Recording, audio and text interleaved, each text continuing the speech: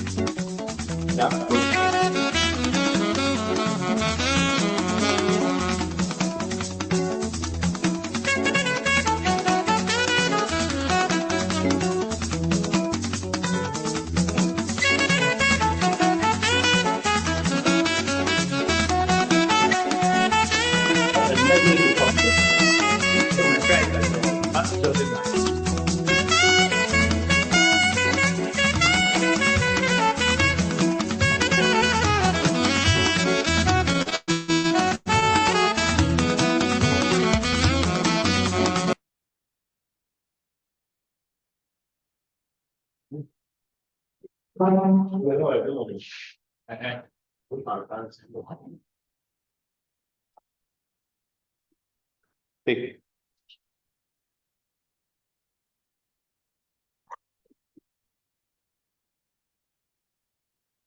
Oh, qui si cava quello che c'è stato. Okay, I will which one?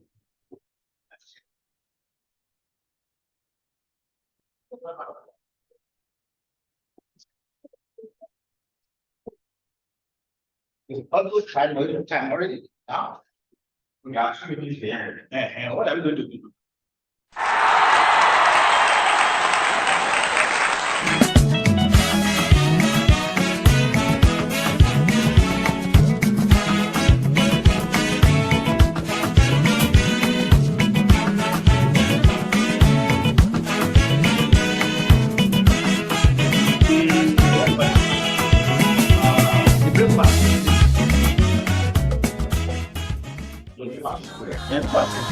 Wọ́n kéré sí nọ́mbà wa. Wọ́n kéré sí nọ́mbà wa. Àwọn ọmọdé wọ̀nyí kéré sí nọ́mbà wa. A ní wọ́n kéré o, wọ́n kéré o, wọ́n kéré sí nọ́mbà wa. Wọ́n kéré sí nọ́mbà wa, àwọn ọmọdé wọ̀nyí kéré sí nọ́mbà wa. Wọ́n kéré sí nọ́mbà wa. Wọ́n kéré sí nọ́mbà wa. Not because I suffer fast, not because I pray and fast. No be your show, no be that. I'm watching. Daily, Osinachi, Namukwa, Osinachi. One man, Osinachi, I'm watching. Daily, Osinachi, Mama, Osinachi.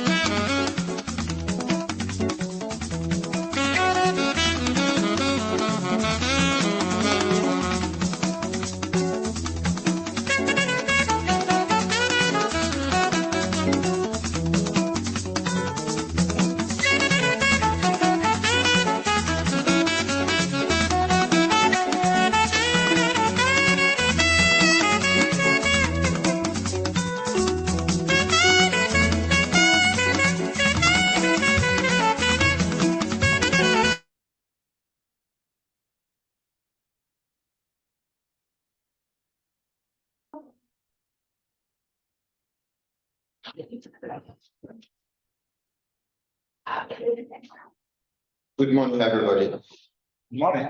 You're welcome to the panel on His Life, Poetry, and Perspective on Colonialism, on Colonial African Literature and Criticism. My name is Garuba from the Postcolonial University.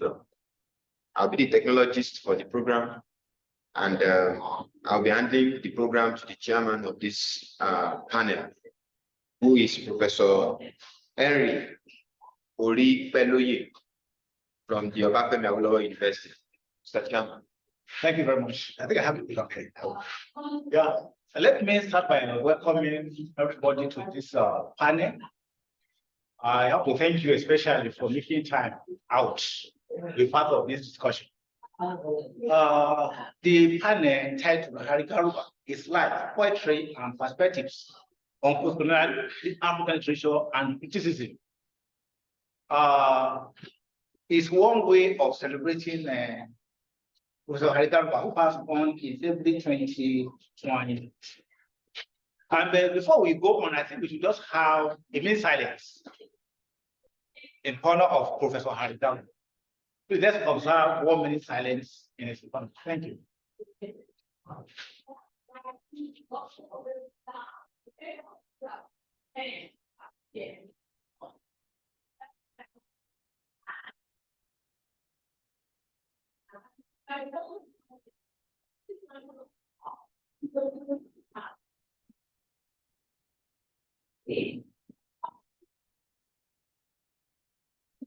May the soul of Garuba rest in peace.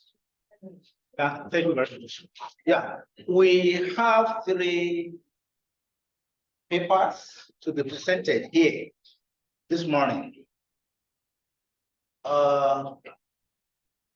The first one is on the purchase of memorializing Garuba by Adeyemi Adegoju, the professor from Obafemi Awolowo University, who is here present. The second one is special conflicts, the city, the family, and the place and the pace of African modernity in Garuba's poetry by Chinyelu Agbo of Federal University Lokoja. So she will be talking to us online. And the third person, poetry postcolonial culture zones, Garuba's Animist Chants and Memorials by Ayodele BM from Marquette University, the USA, is also online and is speaking with us. Yeah, to set the tone for the discussion, I think the title embraces issues like Islam, poetry, and other things. And in these presentations, we don't have much about Islam. And I think I should start by giving some kind of personal encounter I had with Hari Garuba while he was alive. He's a writer and a literary icon, first born in February 2020, and left a legacy that we see described as a literary harvest.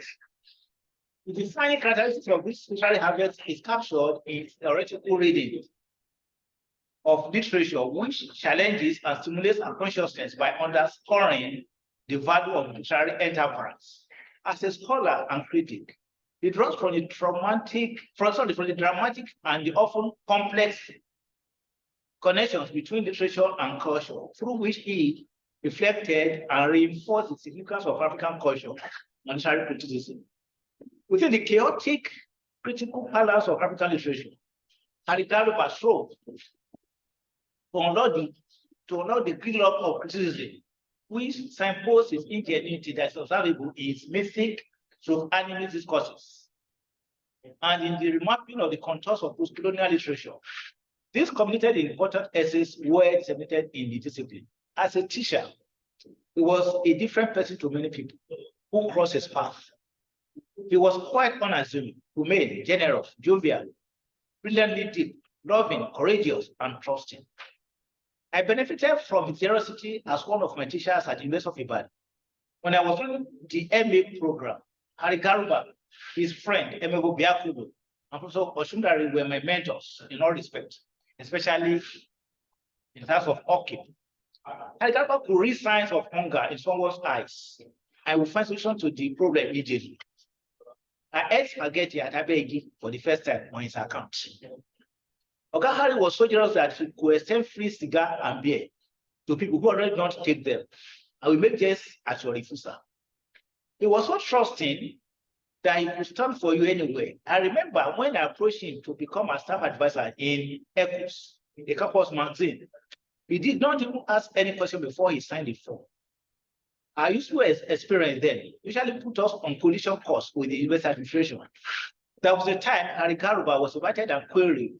I was supporting a court group, the ECHOS team, where I was the editor-in-chief. And without asking us any question, he defended us as founding members of any court group, and that we were a people driven by sensational reporting and possibly useful exuberance. Hari Garuba's method of teaching had defied any definition. He carried the students along with much ease, respected student views, and allowed us to engage in free-range learning. Every place, every occasion or gathering was his lecture room. He smiled. One of his phenomenal trademarks denoted a phrase. He smiled when in agreement with you. He smiled when in disagreement. I still wonder how smile became a double-edged signifier on his lips. When you wrong him, he had no bad feelings as he carried on with his normal attitude to life. This panel is a celebration of this icon of a teacher, a gladiator among African literary critics, whose animist theory will only be developed by a critic or a thinker who was sensitive to his environment in terms of his often dramatic propensities. And of course, there will be more celebrations of this invaluable asset in African literary administration. Hari Garuba literally cannot die. Thank you very much for listening. I see people online. Can I see them?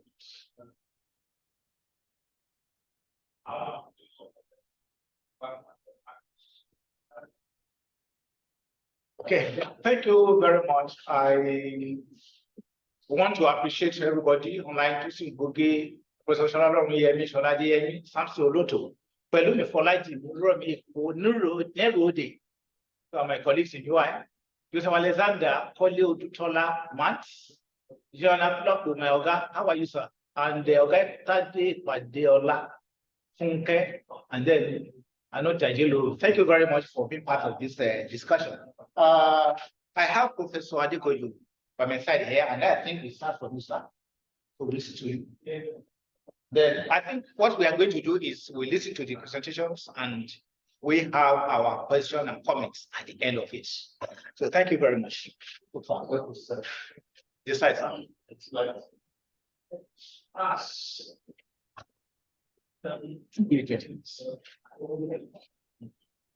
He has 20 minutes. Slide.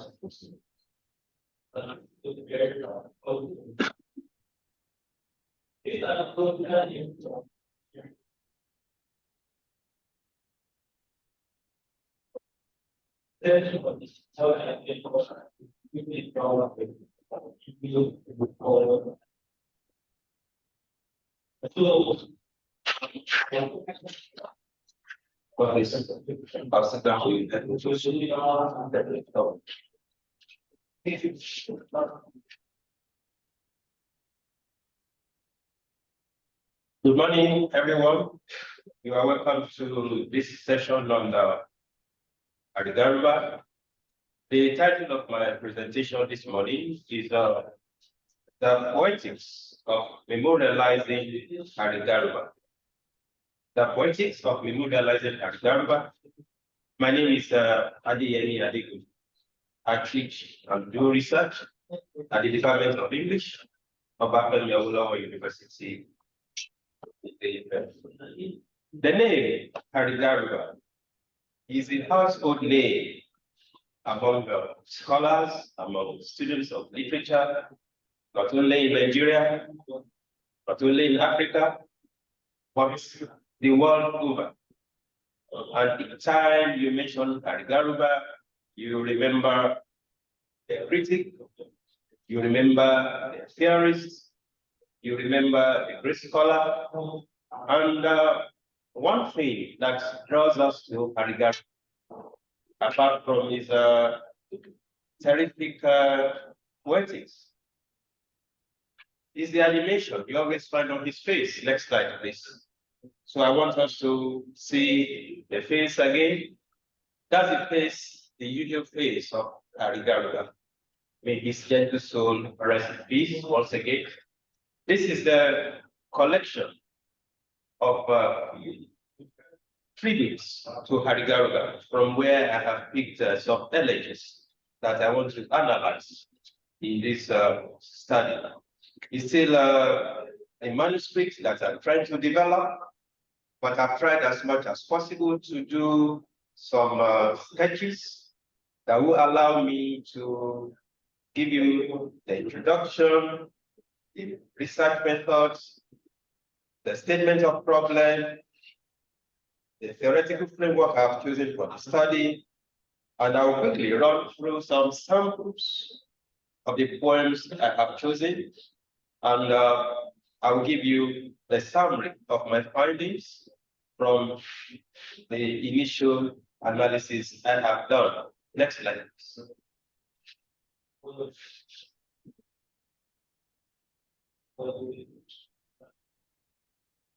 Yeah, going by the introduction. The university literati lost a critic, a theorist, and a poet in Garuba on 20th February 2020. He was deeply loved by many. Garuba, to his admirers, was a man of numerous roles. He was a scholar, a teacher, mentor, a friend, a role model, benefactor, a brother, a father figure to some. To some, he was a confidant. In 2022, some notable literary scholars reacted to the record loss of his demise, editing a collection of reflections, reminiscences, critical reviews, and poems dedicated to his memory. Garuba has left us, but he lives. So that's why I have this tag here. God yet lives. And if you remember the words of the popular poet, Thomas Campbell, who lived between 1777 and 1844, he says, and I quote, "To live in the hearts of those we leave behind is not to die." Garuba is gone, yet he lives. Considering the fact that Garuba has left enduring memories with us, I have decided to study the poetics of some elegies written in his honor by some of his former students, some mentees, some of his colleagues, and some admirers of this great poet, great scholar, and great critic.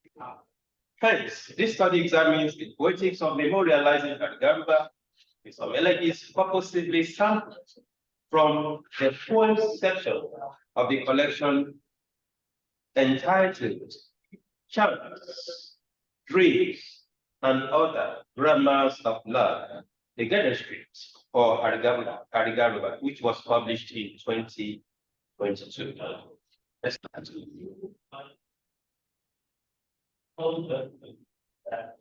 Although the chair has given us a brief review on the life of Garuba and his encounters with him, for the benefit of some members of this panel, for instance, who possibly have not heard about Garuba, which I doubt, I'll quickly give a background into what I have put together here as what we need to know about him before I do my analysis. Garuba was a poet and professor of English of African Studies at the University of Cape Town, South Africa. He was a self-effacing but penetrating literary scholar and critical thinker. He joined the services of the University of Cape Town in 2021 and became a full professor in 2018. There, Garuba served as Director of African Studies, Acting Director of the School of African and Gender Studies, Acting Deputy Dean of Research and Postgraduate. His research interests included African modernities, post-colonial theory and criticism, and intellectual traditions of African nationalist writing. As a great poet, his collections of poetry are number one, Shadow, Dream, and other poems, which was published in 1982. But there was some kind of internet love, and he did not publish the next collection until 2017. And that collection is titled Animist Chants and Memorials. Garuba was well known for his deep critical thinking, and in a tweet, in Africa is a country. When Garuba was still alive and they were celebrating his life and works, it was noted that Garuba was one of the finest professors of African studies and English. Therefore, if you have this fine scholar who was very deep with his literary thinking and criticism, you expect that the elegies written in honor of him will greatly lament his loss and also celebrate his life and some kind of consolation as well.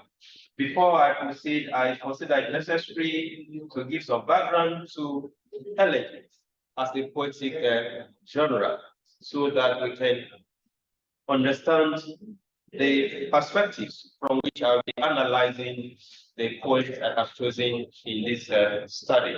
Next slide, please. Elegy. Okay. Elegy as a poetic genre. Elegiac poetry is a form of poetic expression that is basically concerned with mourning the dead, and it consists of funeral songs, eulogies, chants, and recitations that are integral to the funeral and memorial rites. This is I'm quoting here, Lanyo 2013. Another scholar, Patinovina 2023, says the term elegy is a marker of a wide range of lyrical texts of a certain emotional tonality. Certain leitmotifs that you have in elegiac poetry include perceptions of mystery and inevitability of death, a sober reflection on life and death, and vanity of life or mortality, among others. Traditionally, there are three elements that are found in elegiac poetry. Please, you need to note these three elements because I'll be referring to them in the course of my analysis. Number one, elegy begins with mourning, a grief at the loss of someone. The second element of elegy is that the poet shows admiration, listing the deceased's qualities and impressive deeds in their lifetime. And finally, elegy at the last and the third stage has to do with consolation or consolidation.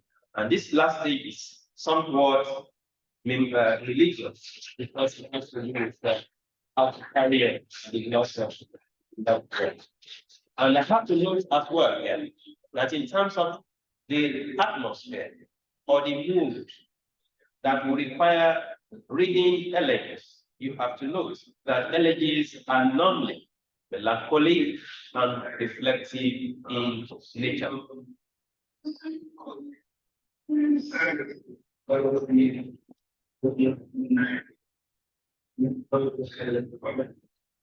Statement of problem. I have to show here the knowledge gap on elegiac poetry so that we can see where this study will address and show some advances in the frontiers of knowledge. Existing studies on elegiac poetry have explored elegies as an exceedingly common form of oral expression in different African communities in Africa. If you read Finnegan 2012, if you read Laniel 2013, you see wonderful essays on how elegies are common forms of oral expression. Apart from this, there is a scholar, Dan Baskul, Silos 2017, who analyzed elegies on dead poets in two different genres, the elegiac and the lyric Roman poetry. There is also a feminist literary intervention in elegiac poetry, which was investigated by Watts 2019. Then when we come to the Nigerian environment, AK and Nukuru 2021 explored the disposition of Akachi, Adimora Izebe, and Tony Apejuku and Pope Egaga on the transition of their borders. Then Lopez 2021 interrogates the adverse intervention on the debate surrounding elegies contemporary function as a genre, which oscillates between the poles of melancholia and consolation. So I have these studies which I have looked at, but I have found out that from these existing studies on forms of elegy and how they can be applied to mourn the dead, there are no existing studies on the application of stylistic practice to analyzing or to engaging the linguistic description of elegies.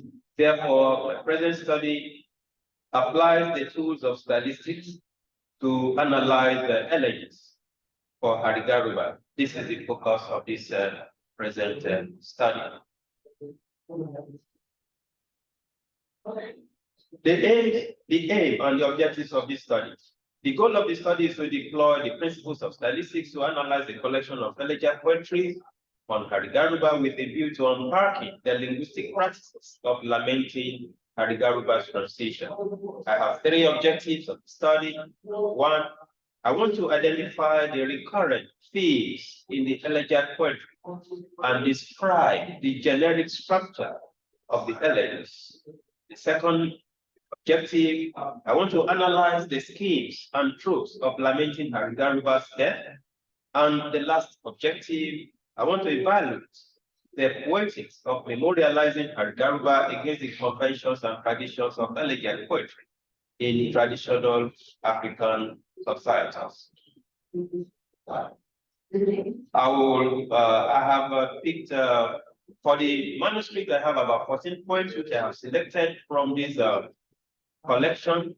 But for this presentation, I'll quickly look at 6, which I find the representative of the objectives of the study, which I have just mentioned. And I also find out that these points which I have chosen will help to show the applicability of the theoretical framework or the analytical perspective which I have chosen in this study.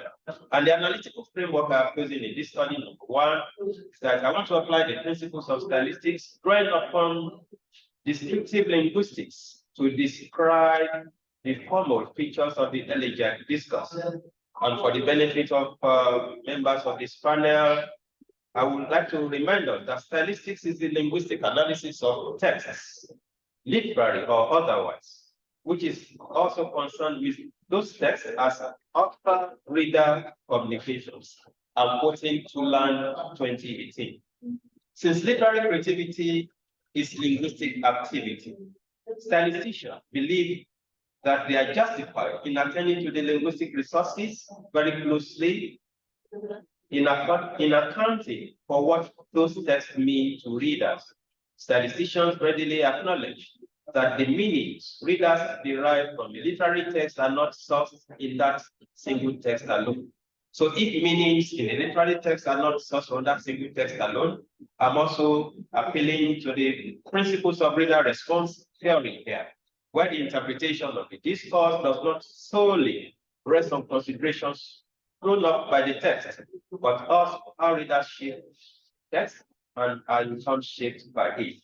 Therefore, extra-textual features relating to readers' predispositions will affect their response to the text and interpretation of the text. In this sense, the reader's age, gender, sexuality, education, and work will affect his or her reading of the text. I'm closing a number of points here. I have 6 here. A famous passage by Oladele Baba Jamu. Gone Yet Lives by Florence A. Eleba. Epitaph on a Poet by Shola Olanipekun. Urn for Garuba by Biodun Olusheye. The Bird Sings the Last Dirge by Razak Ali. Nibolo Dao, Whither Goes Thou by Ola Chris Akiola. Ariji and His Arid Land by Bimisola Aderuti.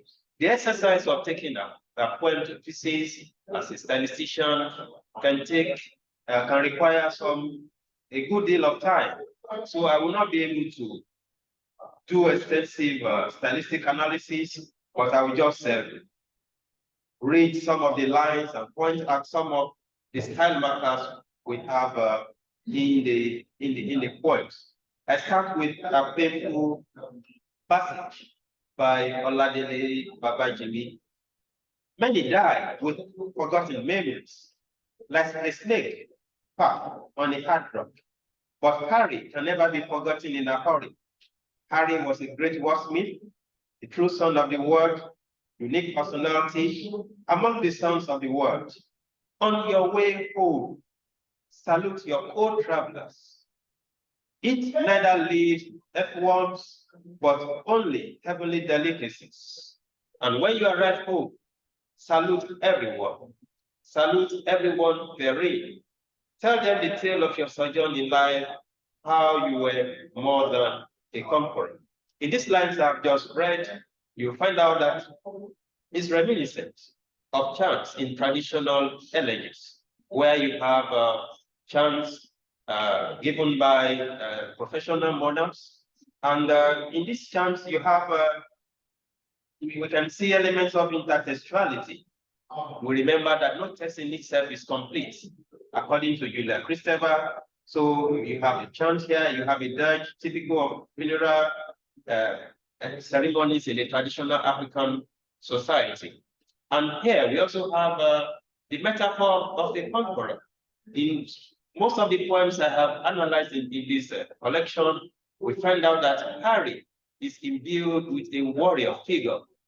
We have images of war used in the collections, and Harry is mostly referred to as a warrior, as a hunter who was very courageous while he was alive in carrying out his activities. Epitaph on a poet. I'll take Gone Yet Lives by Florence A. Eleba. Gone Yet Lives by Florence A. Eleba.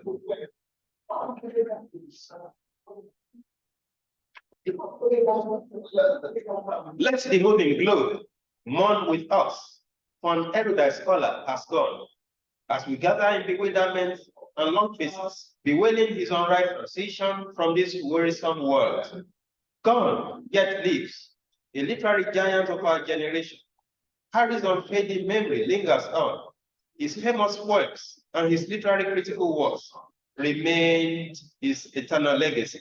In these lines, even though I will not go into the stylistic devices, we can see elements of praise. That's also one of the elements of elegiac poetry. Apart from lamenting the dead, you have instances where the dead will be praised. Harry lives on in the hearts of those of us who knew him and drank from his rich knowledge of African literature and criticism. Adieu, Harry Garuba. So we have linguistic devices, which I will not go into details, tell us that are used to shower praises on Harry Garuba in this poem. In another poem, written by Raphael B. Bandon,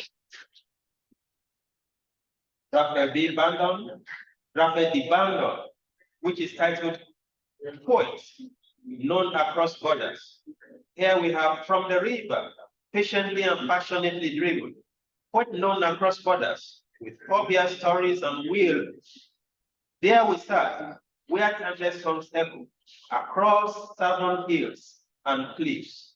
Here we also have images or elements drawn from natural elements to lament the dead. We have the image of the river, we have the image of the hills, we have the image of the cliffs.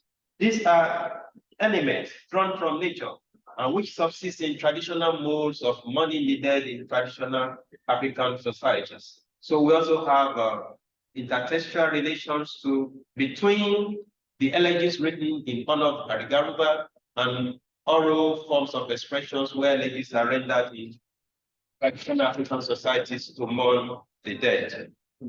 The next one which I'm looking at, which is on for Garuba, is by Abiodun Olusheye, which reads, "The forest has given up his spirit. The blacksmith departs from his forge.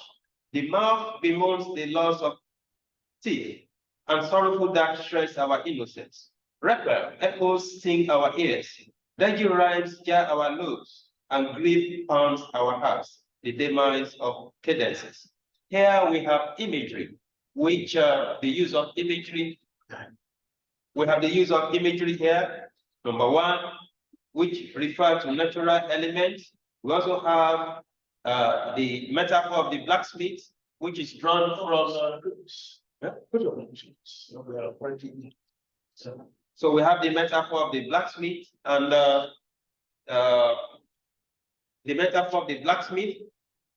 we also have some other interesting linguistic devices. I will go to some of the findings which I have. Maybe by the time questions are asked, I will have one or two areas where I can read from again to respond to your questions. Yeah, summary of my findings. The various themes gleaned from the text fit in with thematic concerns of lamenting the mystery of death, memorializing the dead, and consoling the living by reading of certain enduring legacies of the deceased. Most of the poems analyzed exemplify the generic structure of elegiac poetry in traditional African oral expression in terms of proceeding from mourning the dead to showing admiration for their exemplary or stellar qualities in their lifetime, and then consoling the living. The analysis also reveals creative utilization of resources of language in relation to significant schemes and truths, which describe the atmosphere of lament in the poems, the sense of loss reflected in the melancholy and the reflective attitude and tone of the poets, and the consolation motif, which is predominant in the elegies. And on the last note, Certain tropes are predominant in all the poems. We have nature images and cultural metaphors, which we have in chants and dirges and eulogies in traditional societies to mourn the dead. And all of these are typical of traditional Yoruba elegiac poetry. Thank you for listening. Yeah, thank you, Professor Adebudu, for this interesting presentation. I think, as I said earlier, we should put our comments. Let's see what he has just be able to do within the time limit we give to him is to let us know how poets or people reacted to the passage of Garuba through poetry, and then using linguistic tropes and other things able to tell us how they were able to do that effectively. So thank you very much. So we wait for the comments. I think because of our time, let's get to the next person. I don't know whether Agu is online. Agu. Yes. She left. Okay, let's have Ayodele BM presentation. Ayodele, you're welcome, sir. Ayodele.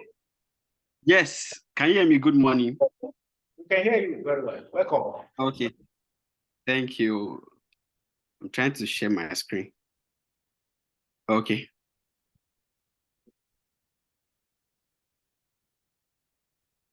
Thank you. Can you see my screen?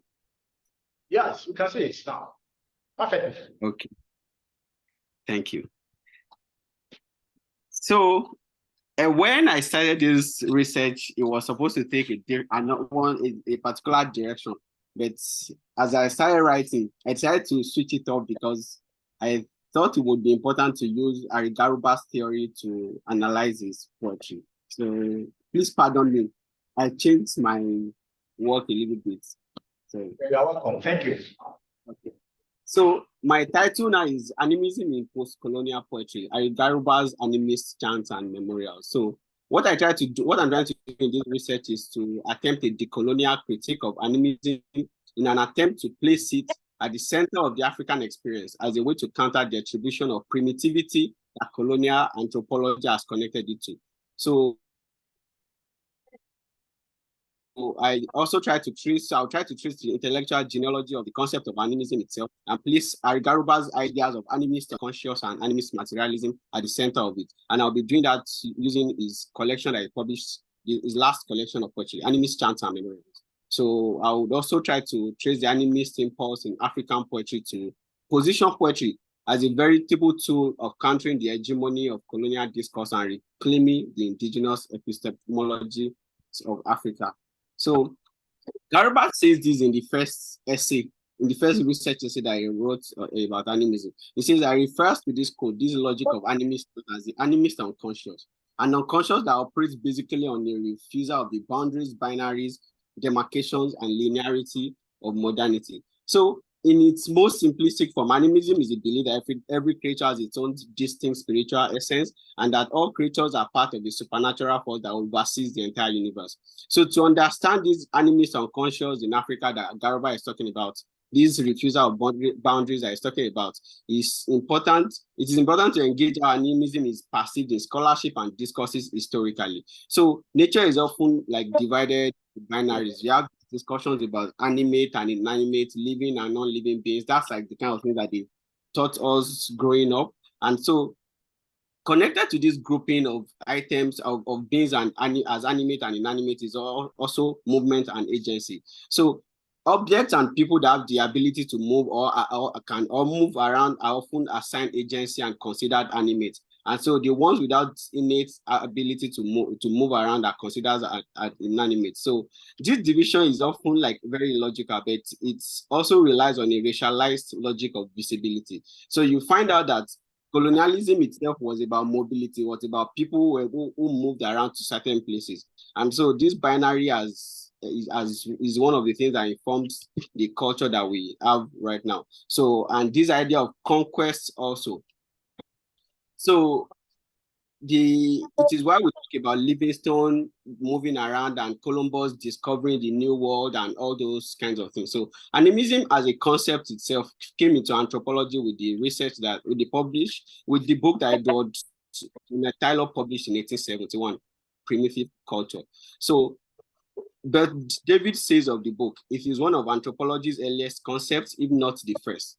And so the chapter in the book on animism helped to establish that, contrary to earlier held beliefs on indigenous people of Africa and the Americas, that they had no religion. They had religion, but Tyler claims that it is a religion that is inferior to Christianity.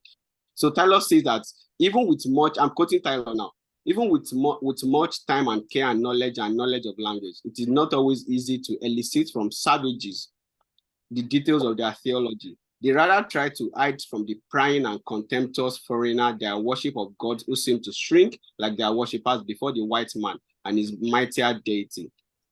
So what Tyler is trying to do essentially is to try to rescue indigenous people and say they had a religion, but it is not just inferior to us. So by the standard of the century, the 19th century, when the book was written, it will have been considered a progressive book. And it's one of the books that established the foundation of colonial anthropology. And it concludes also that animism characterizes tribes very low in the scale of humanity. And so deeply modifies its transmission, but from first to last, preserving an unbroken continuity into the midst of high modern culture.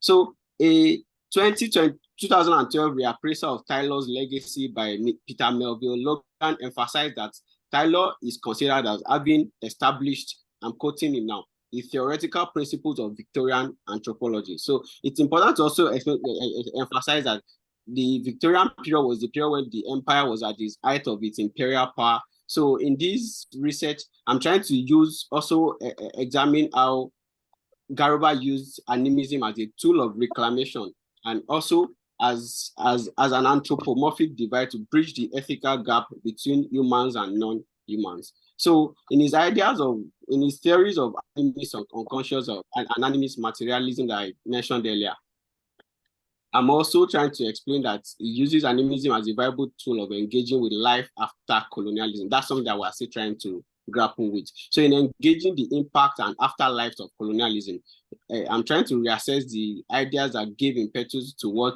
Mudimbe calls the invention, in quotes now, of Africa and the racial hierarchy of the world.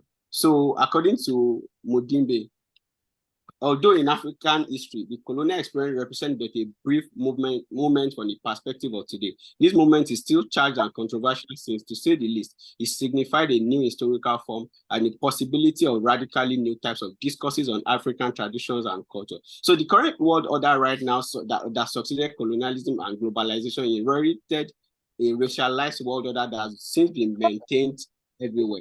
So this demonization of animism and other cultural beliefs about Africa by colonial anthropology gave way to the primacy of heteronormativity. So the poems that I'm going to be analyzing in this research attempt to reclaim the cultural identity of Africa as a decolonial project that goes back to the ideas that framed this racial hierarchy itself. So many readings of poems by poets writing in the post-colonial tradition have engaged poetry in a varieties of ways. So a notable one is on Nigerian poetry by Dan Izebbaye claims that, I'm quoting Izebbaye now, more important is the historical fact that in West Africa, at least, the earliest important tradition of poetry had its source in political action. The poet's purpose was to recreate the image of the African, end of quote.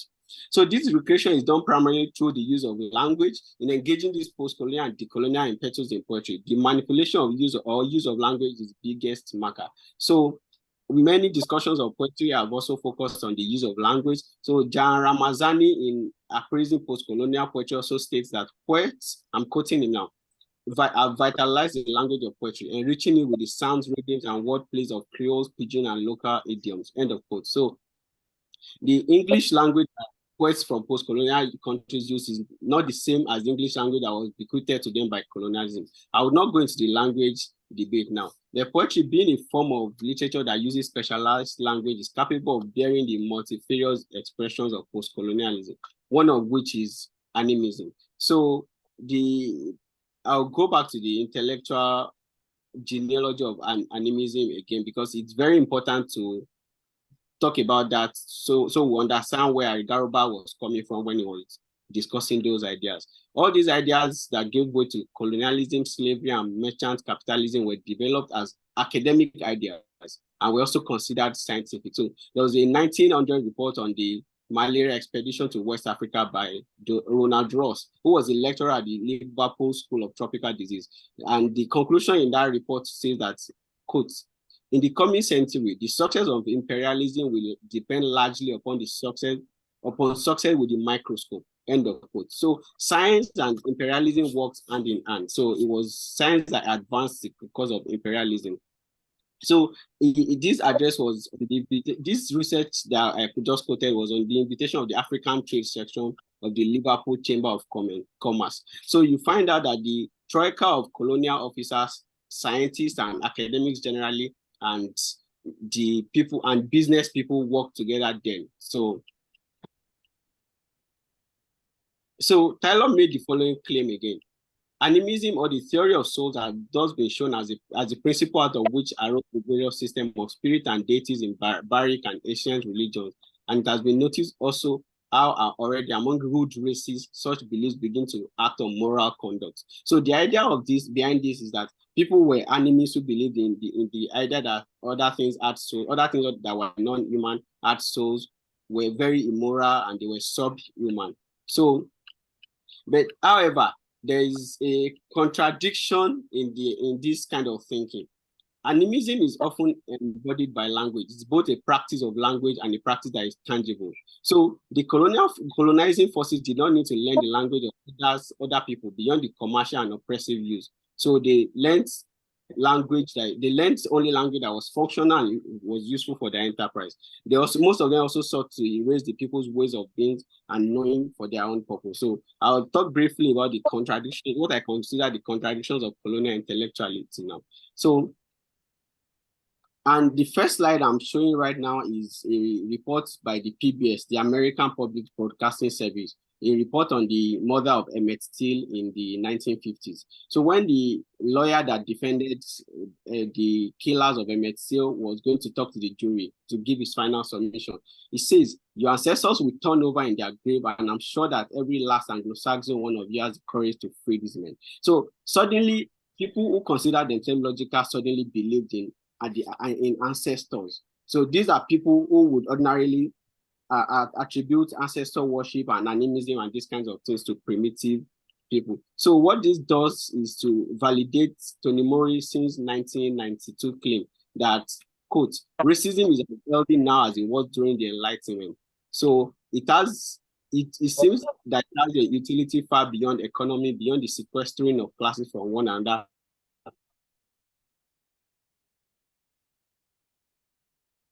More necessary and more on display than ever. So the second contradiction for me is an event that happened just 2 months ago. This is the Stone of Destiny, a very, I dare say, ugly looking stone that actually has no logic, that was part of the coronation rites of King Charles now. So it's a tradition from the 16th century. It is their tradition, but it is something that does not conform to the kind of thing that the West would or usually want to be known with. There's something that there's many myths that do not still conform to logic about the use of the stone, and the origin itself is even unknown, and the stone has been moved around a couple of times.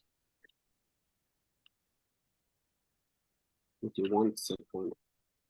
So I'll move to Garuba's ideas of animism now. So the first essay he wrote about animism, the first research essay, is titled Explorations in Animist Materialism, Notes on Reading and Writing African Literature, Culture, and Society.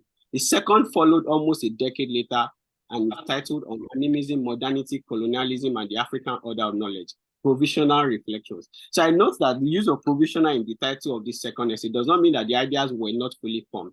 If anything, it validates the fact that the ideas are in a state of flux and they were responding to the living culture of the society. So Garuba traces terms of African cultural practice that have made their way into the imposed European system. He also traces this practice of combining native elements with the adopted practice of European modernity and colonialism, and analyzing the research of various scholars who have tried to explain what he calls the all-pervasive phenomenon. Garuba provides a model for understanding this practice that Chabal noted that as, quote, a retraditionalization of Africa.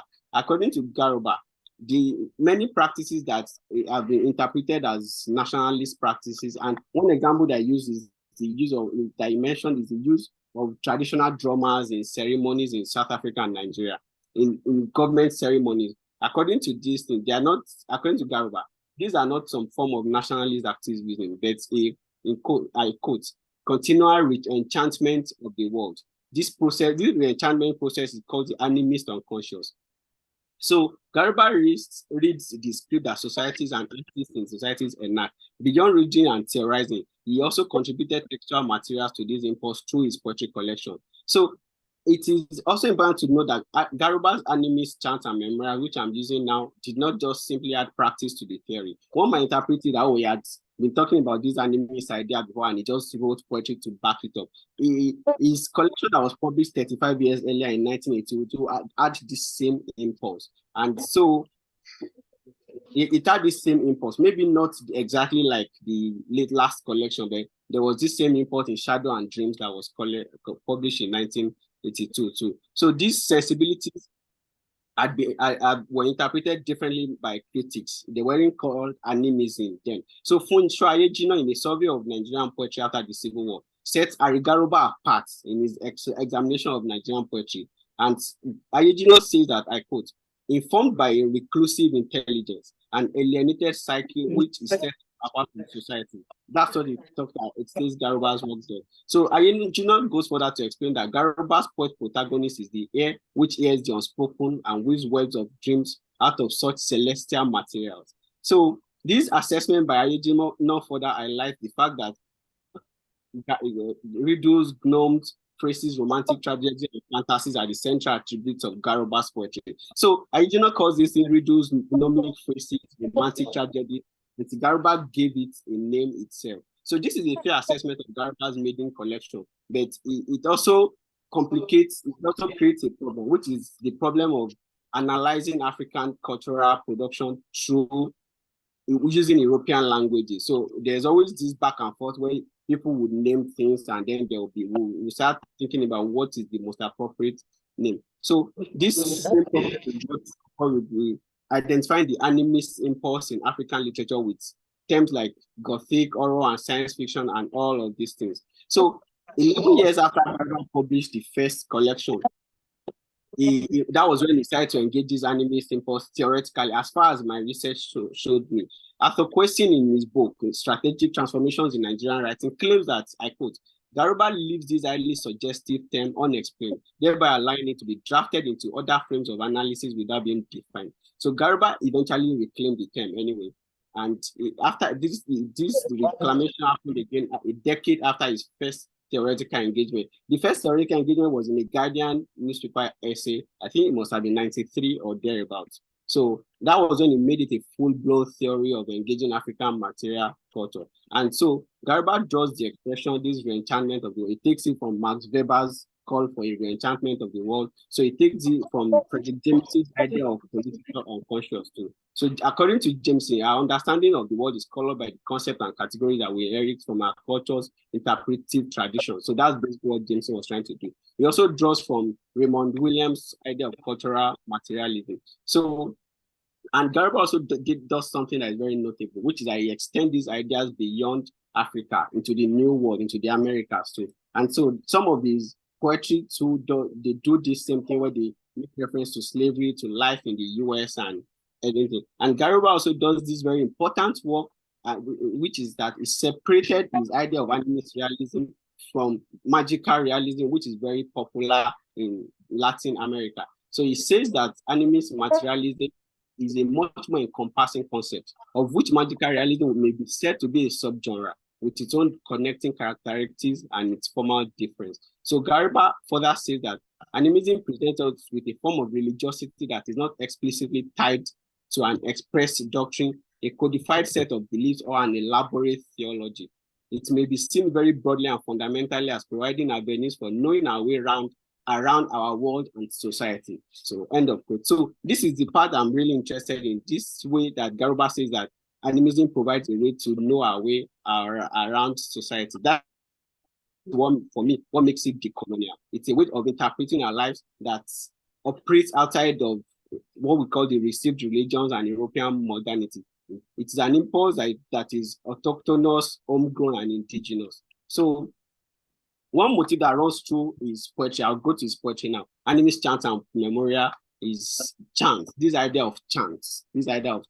So this musical instinct is invocative and tends to the ritualistic aspect of African society. Margaret Dewar has studied the ritual culture of the Yoruba people, and Dewar claims that within its rules, patterns, and processes, performances such as ritual at once encapsulate the world of social relationship and the cosmos. So the poems in Garuba's collection do justice to this world of social relationship as they connect disparate elements in a highly ritualistic practice. This invocation and chant are reminiscent of African cultural rituals. I mean, I'm Yoruba, and I know that we have a highly ritual culture and society. So the poem that is on my screen now is the opening poem, and it is untitled. So the poem says, animist chant, a chant that awakens the soul of things, animate and inanimate, a spell that rouses the spirit that lives in bone and stone. So we have 3 more minutes, please. Okay, I'm rounding up already. Thank you very much. So these chants are explained as chants that awaken the soul of things animate and inanimate. So it goes right into the heart of the discussion of animism, attacks the idea of whether this idea of having soul, and also this use of bone and stone is something that ruptures it blurs the line between the world of the living and the dead. So it also Garuba also attributes power to chants, but the power covers both animate and inanimate things. So the idea is that these chants are able to awaken the soul of things animate and inanimate. So, and that poem briefly is, sorry. Oh my God. Okay, naming day. So naming day says she held my head close and chanted in my left ear. Then she moved and chanted the sounds again in my right ear. This is the chant you will remember and not remember, she said. Your secret name, holy and sacred. So you see that this is like a performance. It's like a performance of a ritual event. So I'll run through the poetry because of time now. So this is Equatorial Farewell, where it makes reference to Benokri's the famished road, and also the Yoruba proverb that says that may you never settle when the road waits famished. And so this is no name survives is a reference to to slavery. No names, no memorials, only the chant of the way. We see the chants again, and we see nature elements here again. So this is another one about snow. Someone about asking snow in Africa, and this is a poem he wrote when he was in the US. So I'll conclude by explaining that in engaging the impact and afterlives of colonialism, it's important to reassess the ideas that gave birth to this quote and unquote the invention of Africa and the racial hierarchy of the world now. So one of these ideas is animism, and it was used as a synonym for primitivity. That should have been for. These poems examine animism as a way of seeing and interpreting the world. So my finding is that animism is an anthropomorphic device that can bridge the ethical divide between humans and non-humans, and is also used as a tool to engage and understand the technological affordances that came with globalization. So by what I mean by this is that animism is a way for us to engage this thing that we consider as modern. So it helps us to understand, it helps us to imagine Africa and ourselves as being part of this process of modernity and not just being outsiders. So it ruptures this binary bifurcation of modernity and primitivity. So an example of it is when you find out that there are churches and there are mosques where they have programs on the internet right now where they use this technology that we would consider as Western, and people will get testimonies. I mean, I belong to such a group. So you find out that people would pray and they say, well, I have testimonies, these prayers have been answered, and there is no conflict in that kind of thing. These are people who are participating in modernity as people who are fully part of it, not outsiders. So animism is also, for me, I think animism is also Koliba. It's something that is contemporary, and it's not something that is just in the past. Thank you. Yeah, thank you, Ayodele, for this engaging presentation. Thank you so much for taking us to the elements of our past days through Garuba's poetry and critical engagement. For us, or for me, what I've seen you doing is looking at Harry Garuba as a poet or a critic who has been able to recuperate some elements of African thoughts, bringing them to see how they become part of modern society and as a way of social communication. Thank you so much. I think we should be seeing you as soon as possible. Questions. Dr. Abu, we come to you now. Please, our time is fast because we started very late. I'm going to give you just 10 minutes, please. Thank you so much. We listen.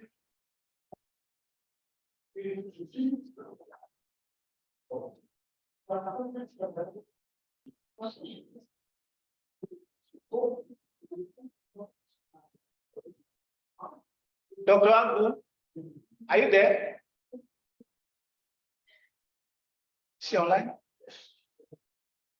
Sure, unmute herself. Please unmute yourself. You can hear us, please.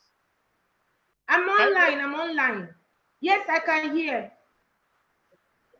Just 10 minutes, please, because we spent a lot of time waiting. Thank you very much. Okay. I should present? Now, it's your turn to present now.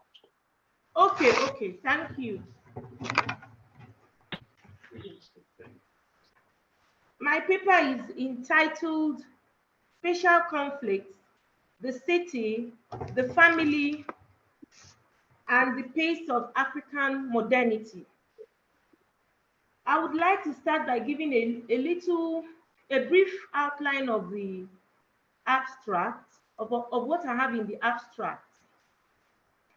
In his poems, Leaving Home at 10 and Running Poem, Harry Garuba explores the post-colonial African subject's relationship with an African modernity that is relentlessly paced by the forces of global capitalist modernity in the African city. Embedded in an autobiographic, highly personal style, Garuba's lyric implicates his various migrant experiences that usher him into the capitalist pool of modernity, with language conflicts and relationships as markers of his irreversible identity change by his transactions with modernity. Yet, in each poem, Garuba resorts to an ethno-linguistic solace that the family space preserves as a shield from the fast-paced cultural transactions of the city. But to what extent can such natal spaces protect the individual from the city space's symbolic figuration as a site of ongoing transactions with modernity? Garuba's poetry points to the tenuous nature of the space of ethnic identity, which the African city claims to maintain in the face of the individual's confrontation with the spaces of Western education and migrant professionalism in the post-colonial abstract labor spaces of the city. In this paper, I am interested in looking at how spaces conflict with themselves, especially when we are in public spaces, large public spaces that are shared like city spaces. And I'm looking at spaces on the basis of Henri Lefebvre's production of space, where he talks about the production of space as a reflection of the mode of economic relations of a society, where he talks about abstract labor space production, that is the space of capitalist production of space, where everybody is drawn into a market economy approach to modern life. And then he also talked about the past spaces that were produced as absolute spaces that were not questioned, spaces where gods and spirits held sway over the choices that people made. And he talked about spaces that were produced for housing such beliefs. A lot of such spaces were the religious spaces and the rest. And then he now, in the abstract space production, he helps us to understand the extent to which capitalism controls daily life. And in places like the city, capitalism holds sway, especially in the contemporary city.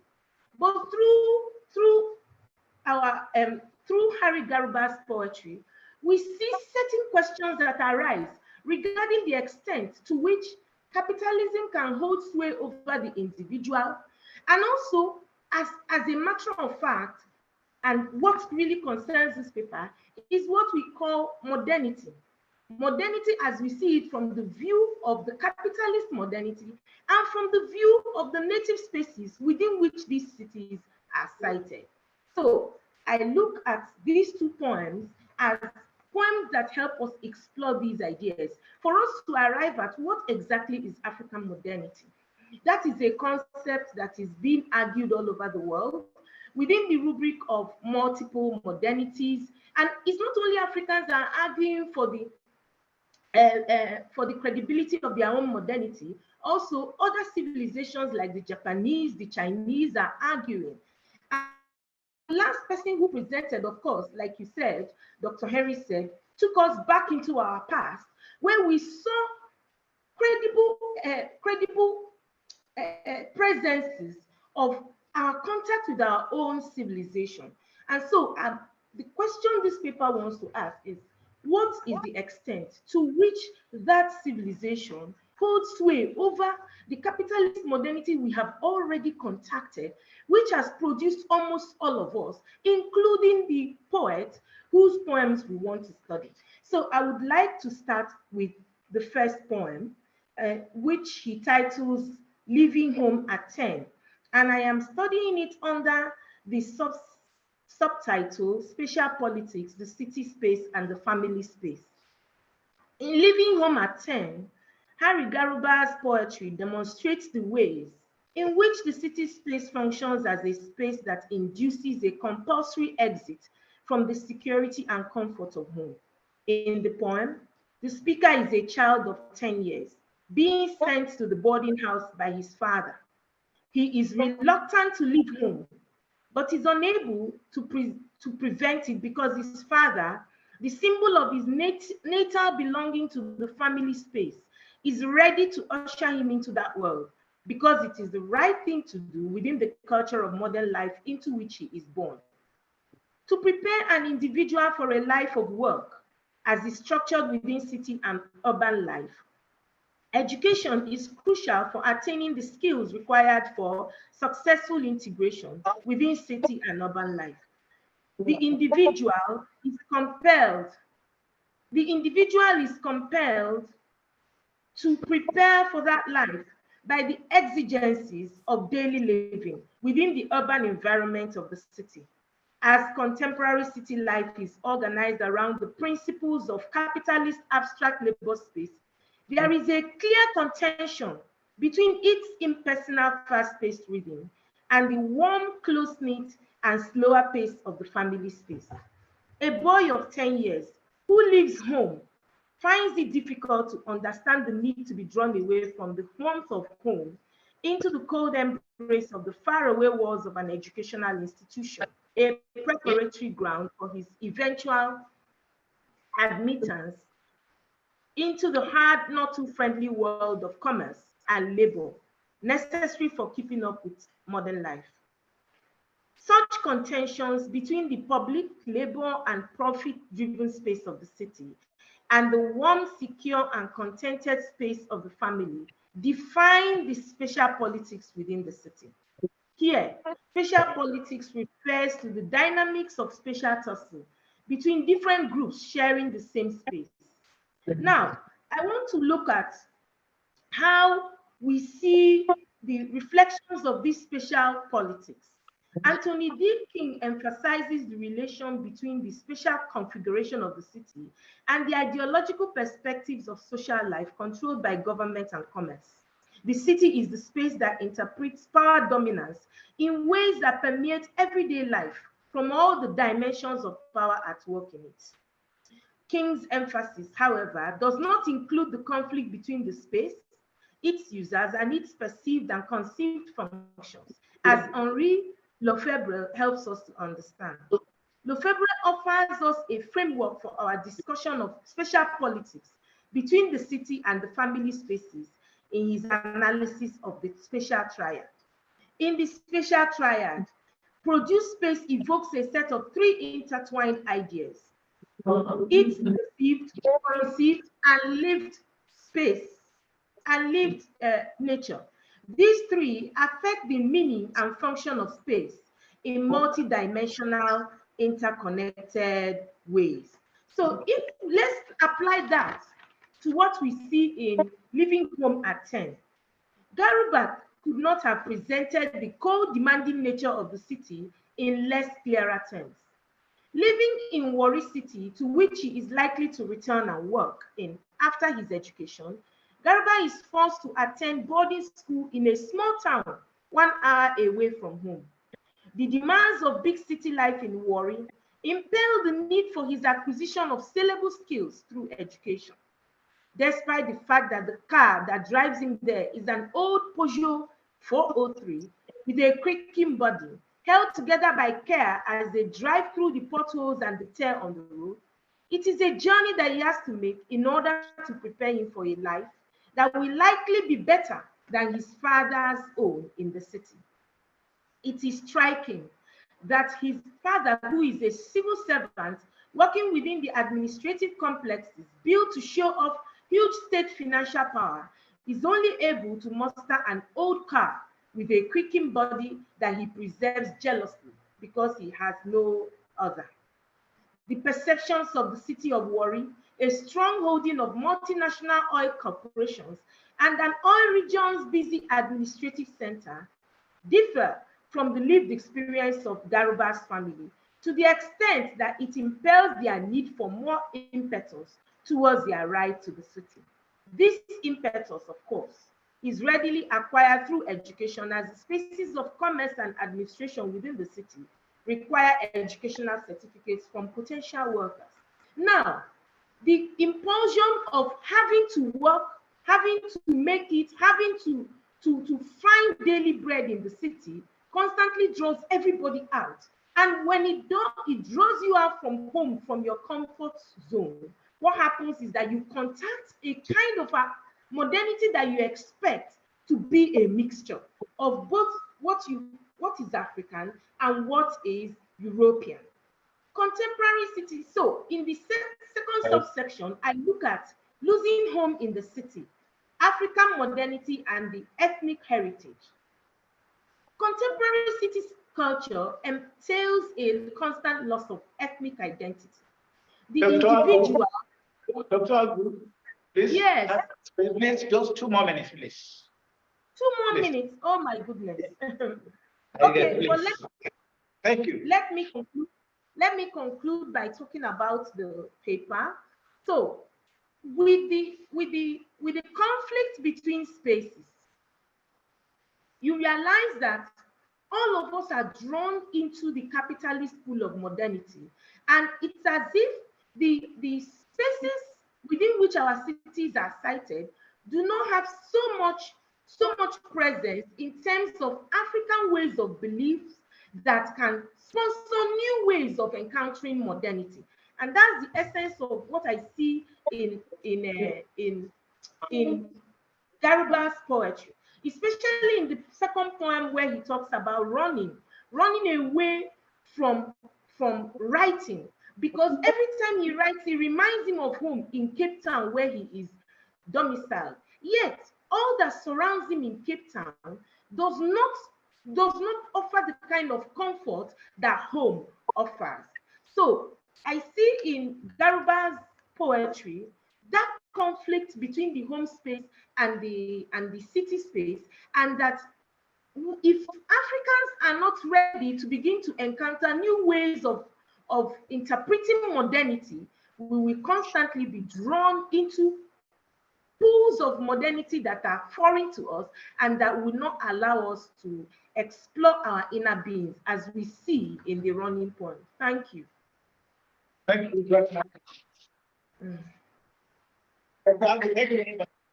To comment on your presentation, because our time is fast spent. I think we should go to comments and then questions where we have them. I could see some online. What's happening? We lost the power. We lost the power. Yeah, so. But can they hear us now? Yeah, they can hear us. Okay. Can they talk? Yeah, they can. Okay. Yes. Okay, please.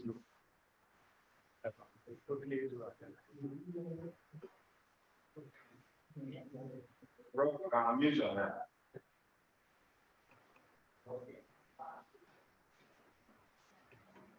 Hello, Yomi. Mute your mic, please. I think you speak for us.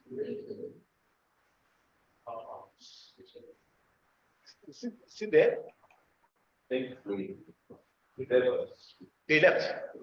Although there's a question he left on the. Yes, that's a question. Can you read the question?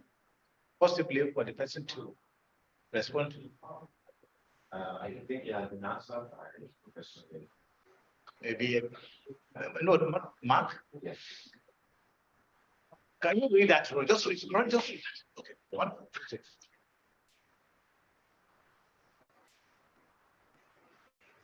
Disconnected. Thank you. We have some questions here. Professor Mark.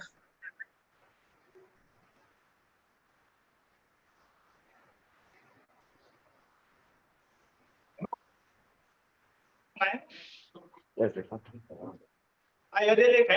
Can you hear us from here? Yes, yes, I can. Okay, fine. Professor Mark said that he agreed with the professor that the animism impulse in Garuba's latest version started in the shadow and dreams. That's the Professor Mark again. Now he's asking, how is animism contemporary? That's his question. You can put it somewhere so that I can respond to all the questions together. Okay. How is animism contemporary? Then the second one is you should throw more light on the contradictions between Garuba's animist impulse and the dynamics of magical realism. And Professor Olaro is asking, in what ways could one understand Garuba's animism as a literal retention and or animism as a trope of larger concerns? Thank you. Those are the questions that we have here. Please, we have just 3 more minutes. Maybe you can just, in 1 minute, respond to all this. And then we continue to interact and then discuss as we can. So it's a continuous discussion. Thank you. Okay. For the question that asks how animism is contemporary, I have a portion of Garuba's essay, the second of which, and I'll quote him literally, verbally. So I'll quote him directly so that to answer that question.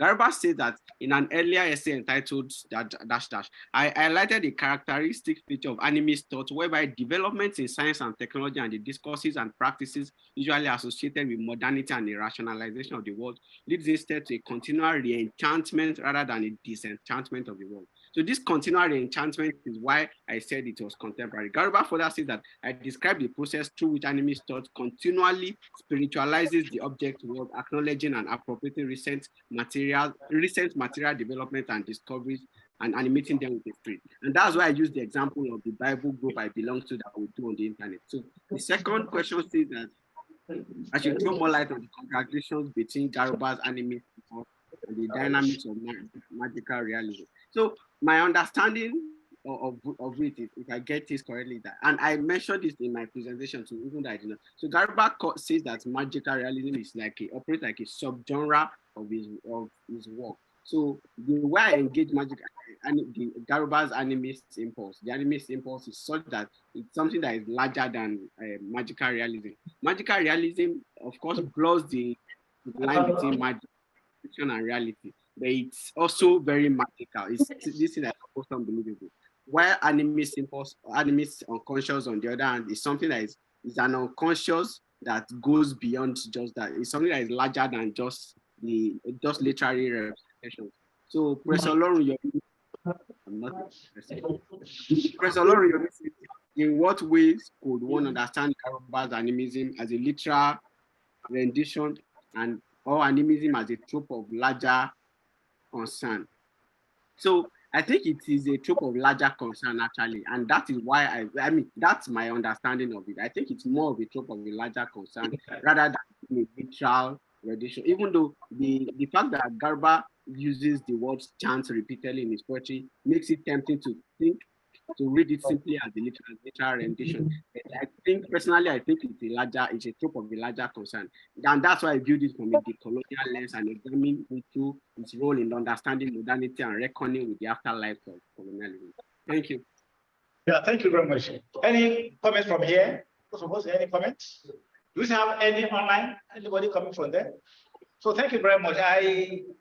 Dr. Abu, thank you for your presentation, trying to link Garuba's work with the influence of the